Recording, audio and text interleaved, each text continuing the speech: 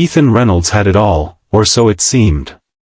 CEO of a billion-dollar tech empire, owner of luxury penthouses in Manhattan and London, and the face of countless business magazines. Yet, as he stood in front of a small, modest cafe holding the tiny hands of his 8-year-old twins, Lily and Jack, he felt more nervous than when he closed his first $1 million deal. For all his success, Ethan had failed at the one thing that mattered most, finding someone who loved him for who he truly was. His late wife, Caroline, had been his anchor, his best friend, but cancer had taken her away 3 years ago, leaving Ethan to raise their twins alone. Since then, his dating life had been a carousel of disillusionment. Women who swooned at his fortune, impressed by his fleet of cars, but few who ever cared about Ethan, the man behind the empire. It wasn't just disappointing, it was heartbreaking. Then came Emily. Ethan's childhood friend, Mark, had been relentless in setting him up with her. "She's not like the others, Ethan.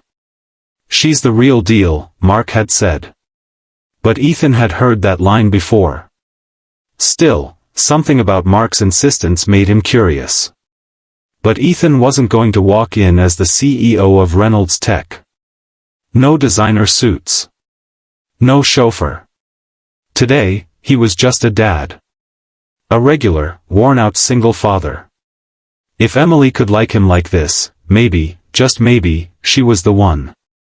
Inside the cafe, the smell of freshly baked bread and coffee beans greeted them. It wasn't a posh restaurant or a place with gold-plated menus. Just a simple, family-run place with chipped wooden tables and warm smiles. Ethan's twins were already busy debating which sandwich was better, grilled cheese or peanut butter and jelly, when Emily walked in. She wasn't late. In fact, she arrived 5 minutes early, holding a canvas tote bag filled with what looked like children's books. Her hair was tied in a loose braid, a soft contrast to her kind, expressive eyes that scanned the cafe before locking onto Ethan and the kids. But what struck Ethan the most wasn't her appearance. It was the way her face lit up, not at the sight of him, but at Lily and Jack. "Hi there, I'm Emily," she said, crouching down to their level. "And who are these two adventurers?" Lily beamed. "I'm Lily. I want to be a doctor so I can help kids." Jack, never one to be outdone, added, "I'm Jack, and I protect Lily from bullies." Emily's laughter was sincere, not forced. She sat down and didn't launch into the usual formalities of blind dates. Instead, she engaged the twins, asking about their favorite books, school, and what made them happy. Ethan watched in awe. She hadn't even glanced at the menu yet. The conversation flowed effortlessly. Ethan, keeping up his facade, casually mentioned he was between jobs, picking up freelance gigs, and doing his best to be a full-time dad. Many women in his past would have instantly shifted in discomfort or offered empty words of sympathy. But Emily didn't flinch. Instead, she looked at Ethan with genuine empathy. "That must be exhausting," she said. "But you're showing them what truly matters. Being present. That's something money can't buy." It was such a simple statement, yet it pierced through Ethan's guarded heart. For years, he had been judged by his net worth. Today, someone valued his presence. Halfway through their coffee, a frail elderly man in the corner struggled with his grocery bags, accidentally spilling them across the floor. Without a second thought, Emily excused herself and rushed to his aid. She knelt down, carefully picking up apples, canned soup, and even a box of cookies. She didn't just help, she talked to him. Listened. Made him feel seen. Ethan couldn't remember the last time he saw such an unfiltered act of kindness. It wasn't for attention. She wasn't trying to impress anyone. This was just who she was. When she returned, slightly out of breath, she apologized for stepping away. "Sorry, I can't just sit there when someone's struggling." Ethan smiled. "That wasn't an interruption. Actually, you just showed me something very important. Emily tilted her head, puzzled but smiled back. The rain began as they left the cafe, pouring down unexpectedly. Emily, unfazed, pulled out a tiny foldable umbrella, clearly only meant for one person. Without hesitation, she handed it to the twins.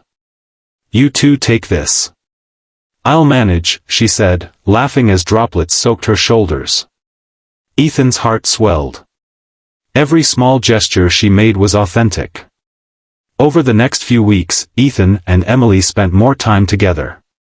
But this wasn't the glamorous dating life Ethan was used to. There were no five-star dinners or exclusive events. Instead, there were impromptu park picnics, story time at local libraries, and even volunteer shifts at community shelters. Emily's life was centered around giving. One Saturday afternoon, Emily invited Ethan and the twins to a children's shelter where she volunteered as a nurse. It was a busy place, filled with laughter, but also stories of struggle. She didn't introduce Ethan as her date or make a show of their relationship. Instead, she handed him a box of crayons. "Let's go make some smiles," she said.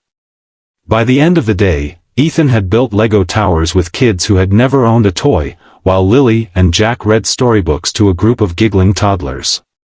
Ethan felt a sense of fulfillment that no boardroom success had ever given him. But he knew he couldn't keep his secret forever. That evening, as they sat on a park bench, watching the twins chase fireflies, Ethan's heart raced. "Emily, I need to tell you something," he began, his voice low. "I haven't been entirely honest with you. I'm not broke. I'm the CEO of Reynolds Tech. I didn't mean to lie. I needed to know if someone could see me for who I am, not for what I own." Emily didn't respond immediately. She looked at him, her gaze unwavering, her face unreadable. Finally, she smiled softly. "Ethan, I saw you the moment you were cutting Jack's sandwich in half so Lily wouldn't feel left out. That's the man I met. The rest, your company, your wealth, it's just noise. The only thing that matters is how you treat people." Ethan was speechless. For once, his polished words failed him. But Emily wasn't finished. "The real question is, Ethan, now that you know what truly matters, what are you going to do with it?" That night, Ethan didn't sleep. He stayed awake, thinking. Emily hadn't just accepted him, she had challenged him to be better. The next morning, Ethan made a decision that would change countless lives. He announced the launch of Tech for Kindness, a foundation dedicated to providing technology access, scholarships, and resources to underprivileged children. The initiative wasn't just a corporate responsibility move, it was personal. Inspired by Emily's heart, Ethan wanted to bridge the gap between his world of abundance and those struggling to find opportunities.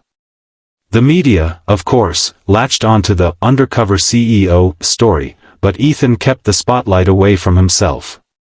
Instead, he made Emily and the countless volunteers the face of the movement.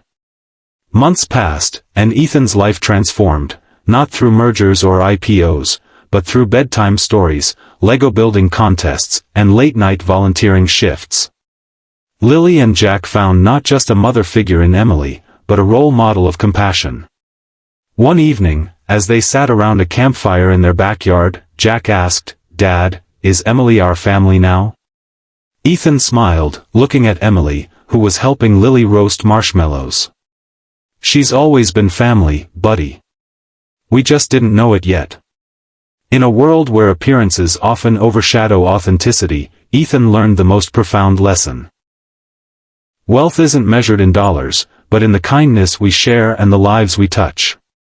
His journey from a lonely CEO to a father who rediscovered life's true treasures wasn't marked by grand gestures, but by simple acts of humanity. All it took was one blind date, an open heart, and a woman who believed that giving is life's greatest luxury.